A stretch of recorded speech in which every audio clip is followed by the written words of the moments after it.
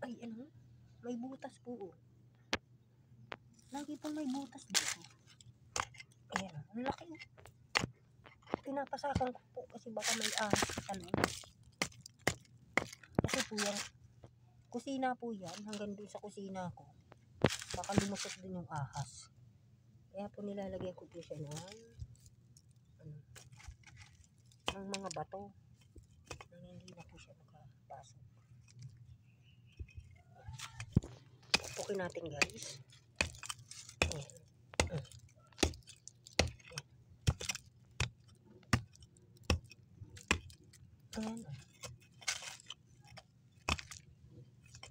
Ano kaya ito?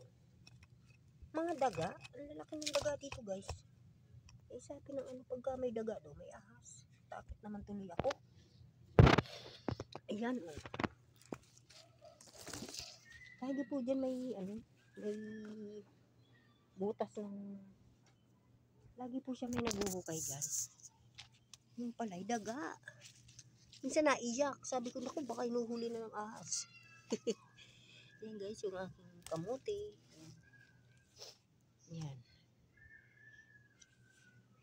Ayan po ang aking munting bahay guys. Ayan. Ayan. Puro daga na. Hindi ko pa po mapaayos kasi wala pa tayong budget. Ayan guys. Ayan. Hello po. Good afternoon po guys. Ayan, nandito po ako sa likod ng aking bahay. Ayan po guys. Inayos ko yung aking likod. Ayan, likuran ng bahay. Ayan, mga implant ko natuyo na po guys. Sa sobrang init, ayan. Ayan. Mga bata ang kukulit naman eh. Inaano nila. Kagaya nito. May mga ganari-ganari. Ano ito? Alisin natin.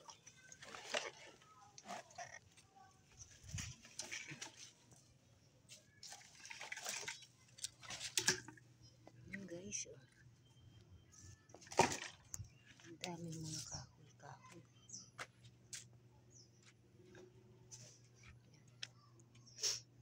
Ayan guys, inalis ko na yung bahay ng aso dyan. Kasi nagiba na rin naman.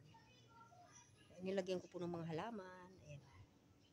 Ayan po yung aking langka. Ayan. Malapit na naman siya mga bunga. Baga guys, dati binigyo ko yan. Ang daming bunga guys. Ngayon, parang namumulaklak pa lang siya. Ayan. Ayan sa likod po yan ang bahay ko. Ayan. Ayan po ang aking kalamansi. Ito guys, ang aking kalamansi guys. Ayan, tinanim ko po yan. Malaki-laki na siya guys. Kaso parang natutuyo yung mga dahon. Ano kaya dapat yan? Tinambakan ko nga ng lupa yung puno niya. Ayan. Mataas na po siya guys. Ayan o, mamumunga na po yan. Ayun, yung aking pinya. Ayan, may pinya po ako dyan na isang puno. Ayan. Tapos ito, binakurang ko po ito. Kasi para hindi, mga bata kasi ang kukulit. Ayan guys. Ayan, may bakod pa. Nilagyan kong bakod. Hanggang doon, sa dulo. Ayan. Tapos ito yung likuran ko. Ayan.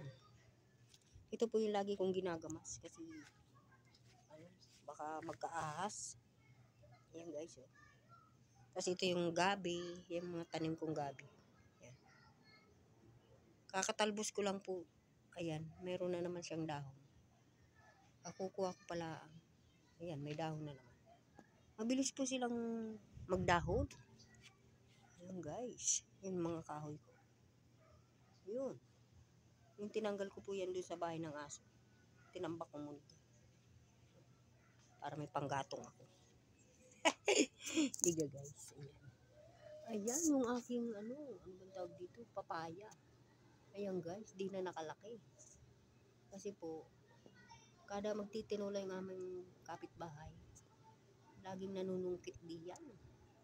Ayan. Ganyan po talaga dito sa probinsya. Pag ikaw'y mayroon, kailangan mo magbigay. Bawal lang madamot po dito.